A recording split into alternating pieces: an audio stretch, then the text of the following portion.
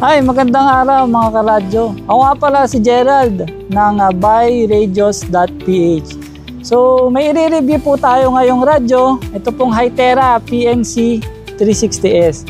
So kasama po dyan, pag-uusapan po natin dito sa PNC 360S po.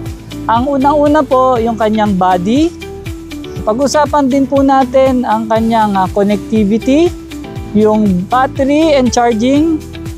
Pag-uusapan din po natin yung kanyang POC software, also yung pros and cons niya, and lastly po, ang pag-uusapan natin ang kanyang pricing.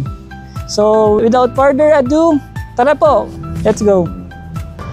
Ang una po natin pag-uusapan yung kanyang body. So ang maganda po dito kay Hytera PNC 360S is napakaganda po ng body niya, napaka-rugged po.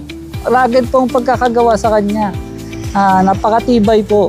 Ang isa pa po sa maganda dito kay Hytera PNC 360S is IP67 po siya. Waterproof po siya, dustproof po siya, at saka shockproof. Yun po yung napakaganda sa body niya. Wala po sa ibang radyo. Kasi meron po tayong mga ibang unit sa market na hindi po siya waterproof, hindi dustproof, at hindi rin po shockproof. So isa rin po sa niya, talagang po siya, military standard po ang kanyang proof. So napakaganda po. Kahit umulan, umaraw, mabagsak, maalikabok, wala pong problema. Tungkol naman po sa kanyang connectivity, meron po siyang LTE 4G, meron din po siyang Wi-Fi, at meron din po siyang Bluetooth. Para saan po yung Bluetooth? Yung Bluetooth po is para po i-pair siya sa mga Bluetooth accessories ni Hytera. Dahil kay Hytera po, meron po silang Bluetooth earpiece and meron din pong Bluetooth na speaker mic. Ang gusto ko po kay PNC 360S is yung kanyang receive po na LTE is napakaganda po. Kasi nakagamit na po kami ng ibang mga POC radio. Dati po, sa lugar na napupuntahan namin na walang signal, same po kasi ang gamit namin smart. So, nung lumipat po kami sa Hytera, smart pa rin po ang gamit namin. So dati, yung dating radio na ginagamit namin is hindi na po siya nakaka-receive sa area na may hina ang signal. Bumibitaw na po. So maganda po kay PNC 360S, sa mga area po na ganun, hindi po siya bumibitaw kahit ang hina na po ng signal sa phone, pero sa kanya, napakaganda po. Pa rin, nakaka-connect pa rin po kami. And also, yung Wi-Fi po, dahil sa atin po kasi, bakit po kailangan ng Wi-Fi? Kasi meron pong area na hindi na talaga kaya ng LTE or signal ng cellular. Katulad ng mga underground basement o kaya yung mga lugar na talagang walang Wi-Fi. Pagka may Wi-Fi po, pwede nyo po siyang i-connect sa Wi-Fi. So, makaka-connect pa rin po siya kahit saan. Yun po yung kagandahan ng Wi-Fi niya. And also, meron po siyang GPS, Global Positioning System. Ang maganda po dito, kahit saan po, pwede nyo po matrack yung mga unit nyo. Pagka nag-deploy po kayo ng unit sa iba-ibang lugar, for example, meron po kayong tracking business, gusto nyo pong matrack kung nasan yung inyong mga trucks, ayun po, pwede nyo po siyang gamitin yung GPS niya. Meron nga lang po para matrack ang kanyang GPS dito po sa Hytera PNC 360S, meron pong additional, may add-on fee po para matrack nyo siya. Gamit po ang computer. So, yun po ang kanyang GPS. Pag-usapan naman po natin ang kanyang battery at ang kanyang charging. So, ang kagandahan po dito sa Hytera PNC 360S, isa po siya sa pinakamalaking battery sa market natin. So, meron po siyang 4,000 mAh battery. So, sa amin po, nagagamit po namin ito around mga 2 to 3 days po bago po siya malobat or ma-drain bat. So pagdating naman po sa kanyang charging, ang maganda po sa charging niya is Type-C charging na po siya. So yung Type-C charging, meron naman po siyang kasama na Type-C na charger. Pwede rin po siyang i-charge gamit ang power bank. And also, pwede rin po siyang i-charge sa sasakyan.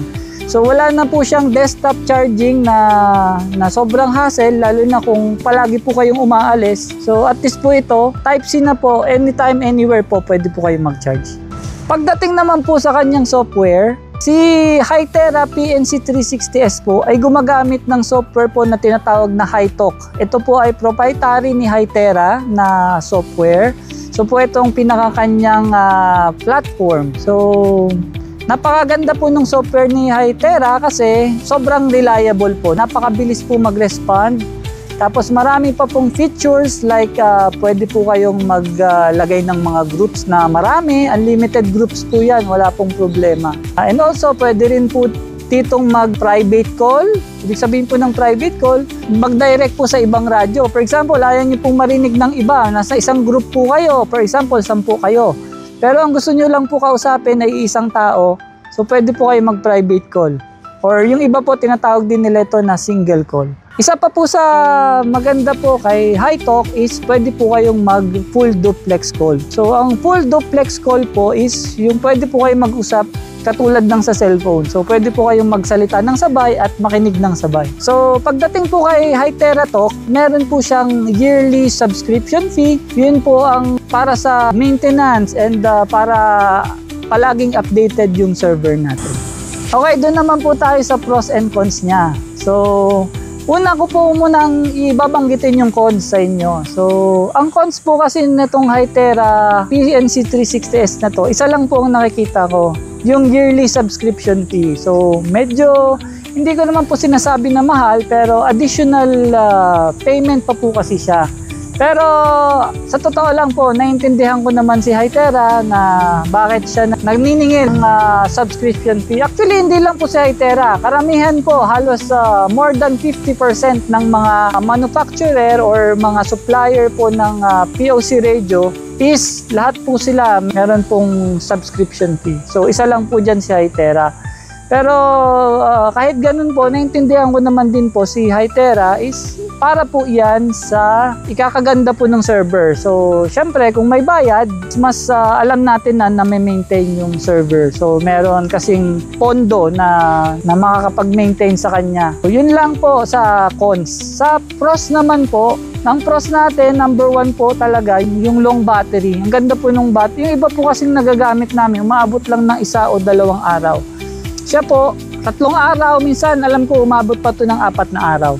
So, yun po yung kagandahan niya dahil malaki po yung battery niya. Yun po yung gustong-gusto ko sa kanya. Pangalawa pong gustong-gusto ko sa kanya is yung maliit po niyang antena. Napakaliit po na itong antena na to. Tsaka itong antena po na to is unremovable na antena. So, bakit ko sinabi na maganda yung maliit? Kasi natry po namin mag-POC radio ng mga antena na mahahaba.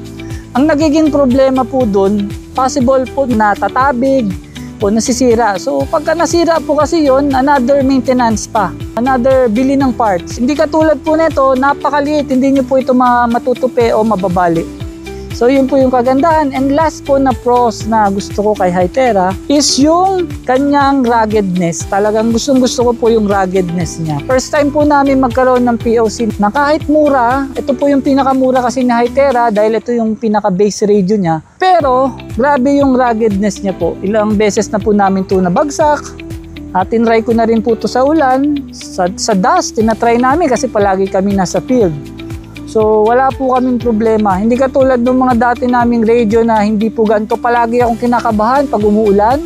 Palagi akong kinakabahan pag nandun kami sa lugar na mabuhangin or mahulog siya sa buhangin or mabagsak siya yung ibang mga radio. Pero ito, grabe, sobrang quality po talaga. So lastly po yung pricing. Sabi ko nga po sa inyo, ito pong Hytera PNC 360S, ito po yung pinaka-base model po ni Hytera. So, alam niyo naman po, si Hytera is a internationally well-known brand. Pero po, kahit ganun po, ang presyo po nitong radio na to is less than 10,000. So, napakamura po. Sa totoo lang po, as of this recording po, ngayon po, ang price namin ngayon, SRP po nito is 9,000 pesos lang po ang isa. So, sa 9,000 po na yon, kasama na rin po doon yung 1 year na subscription fee. Pag bumili po kayo next year, magre-renew lang po kayo. Pero yung radio po itself, napakamura po. Kahit base model po siya, kumpleto po. Lahat po ng hinahanap ko noon sa POC radio, nandito na. Isa rin po pala sa napakagandang feature po nitong Hytera PNC 360S natin is yung kanyang sound, yung kanyang audio. Ang maganda po sa kanya is siya lang po ang pinakamalakas po na audio na speaker sa market. So meron po siyang 3 watts po na audio output. So ganun po kalakas yan. i-testingin po natin ang kanyang speaker. Magre-radio check po tayo. Radio check. Sir Teji. How copy, sir? Loud and clear po, sir. Manila. Ito pong audio niya pagka kalahati po. Middle level po ng kanyang volume. So, i-try na po, itodo natin. Doon po natin makikita kung gaano kalakas yung 3 watts. So, ayan. Tinodo po natin. Sir Teji, isa pa. How copy?